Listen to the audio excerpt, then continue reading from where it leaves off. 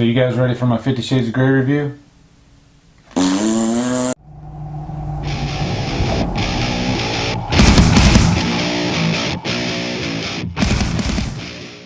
The Kingsman stars Colin Firth, Taron Egerton, and Samuel L. Jackson.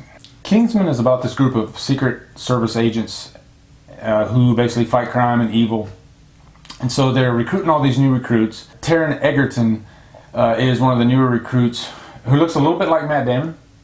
So basically you got your evil mastermind, Samuel L. Jackson, and he creates these SIM cards and he gives them out for free to everybody. So of course the population, you know, it's free, so they all want it, and he wants to basically control everybody through his SIM cards. Where have I heard that from? It's kind of like Halloween 3 a little bit, right? Yeah, he wants to control everybody through the mask, but he wants to pretty much kill all the kids. Yeah, kind of like that, but I digress. When I think of the Kingsman, it's kind of a cross between Men in Black, James Bond, and maybe a little bit of 28 Days Later mixed in there. And what I did like about this movie is there are some really cool action scenes in it.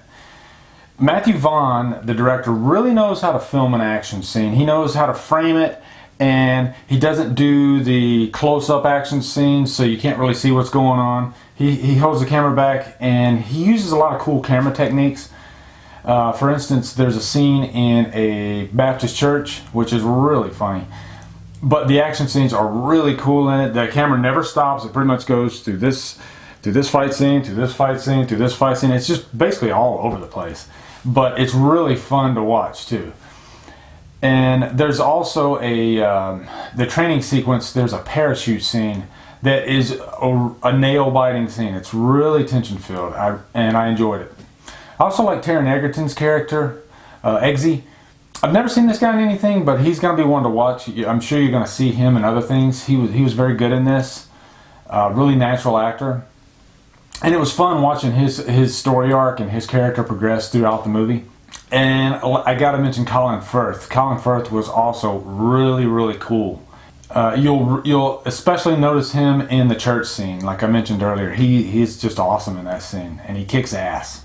But this movie's not a perfect movie. There are some cons there. One was Samuel L. Jackson. Usually I love Samuel L. Jackson. I mean, Pulp Fiction, come on, he's amazing in that. But for some reason in this movie, he just came off as annoying. First of all, he had this lisp throughout the whole movie that it was funny for like the first scene, but then after that, you're like, oh, okay, I got to deal with this for the rest of the movie, right? And it just, I can't get that lisp out of my head now. It was kind of annoying. And also, his character was almost like a caricature, like a cartoon, almost. You didn't really take him seriously. He didn't seem threatening at all. I wasn't invested in him. He just kind of seemed like a cardboard villain type.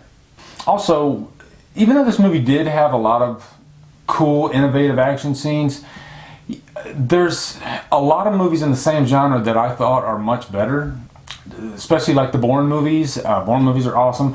Most of the James Bond movies are better than this. So you're left at the end of the movie thinking, I really want to watch a Bourne movie, or I really want to watch a James Bond movie, but I don't know if I really want to watch this again. You know what I mean? It just kind of reminded me of better movies. And when a movie's doing that, it's not really the best thing. Overall, it was a fun night at the movies, but like I said earlier, I don't think I'll ever be watching The Kingsman again, so I got to give it Humdrum.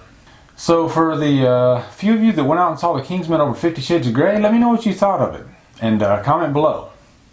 Drum Dumb out.